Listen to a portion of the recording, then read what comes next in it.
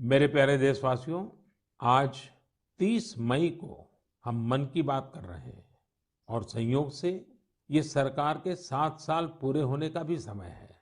इन वर्षों में देश सबका साथ, सबका विकास, सबका विश्वास के मंत्र पर चला है। देश की सेवा में हर क्षण समर्पित भाव से हम सभी ने काम किया है। मुझे कई साथियों ने पत्र भेजे हैं और कहा है कि मन की बात में 7 साल की हमारी आपकी इस साझी यात्रा पर भी चर्चा करूं। साथियों, इन 7 वर्षों में जो कुछ भी उपलब्धि रही है वो देश की रही है, देशवासियों की रही है। कितने ही राष्ट्रीय गौरव के क्षण हमने इन वर्षों में साथ मिलकर अनुभव किए हैं। जब हम ये देखते हैं कि अब भारत दूसरे देशों की सोच और उनके दबाव में नहीं, अपने संकल्प से चलता है, तो हम सबको गर्व होता है।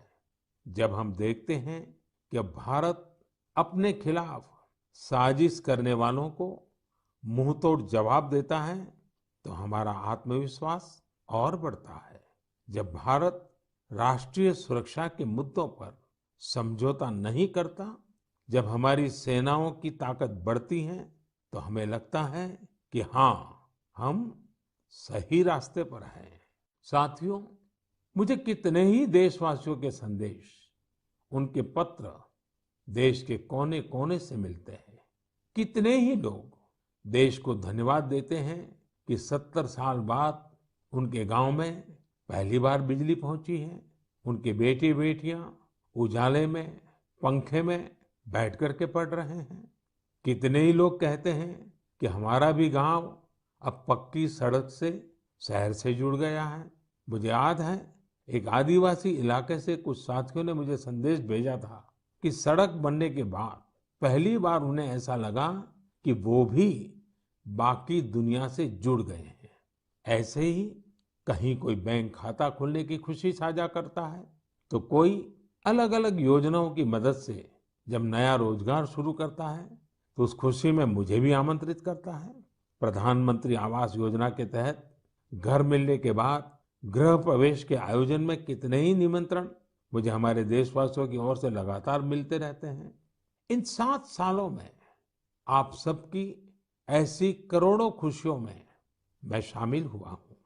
अभी कुछ दिन पहले ही मुझे गांव से एक परिवार ने जल जीवन मिशन के तहत घर में लगे पानी के नल की एक फोटो भेजी। उन्होंने इस फोटो का कैप्शन लिखा था, मेरे गांव की जीवन धारा। ऐसे कितने ही परिवार हैं।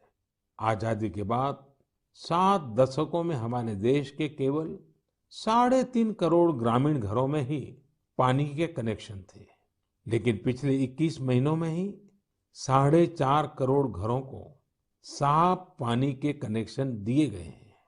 इनमें से 15 महीने तो कोरोना काल के ही थे। इसी तरह का एक नया विश्वास देश में आयुष्मान योजना से भी आया है। जब कोई गरीब मुफ्त इलाज से स्वस्थ होकर घर आता है, तो उसे लगता है कि उसे नया जीवन मिला है। उसे भरोसा होता है कि देश उसके साथ है। ऐसे ही कितने ही परिवारों का आशीर्वचन, करोड़ों माताओं का आशीर्वाद लेकर हमारा देश मजबूती के साथ विकास की ओर अग्रसर है। साथियों, इन 7 सालों में भारत ने डिजिटल लेन-देन में दुनिया को नई दिशा दिखाने का काम किया है।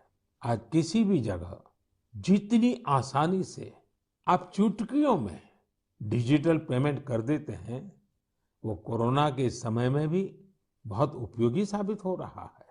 आज स्वच्छता के प्रति देशवासियों की गंभीरता और सतर्कता बढ़ रही है।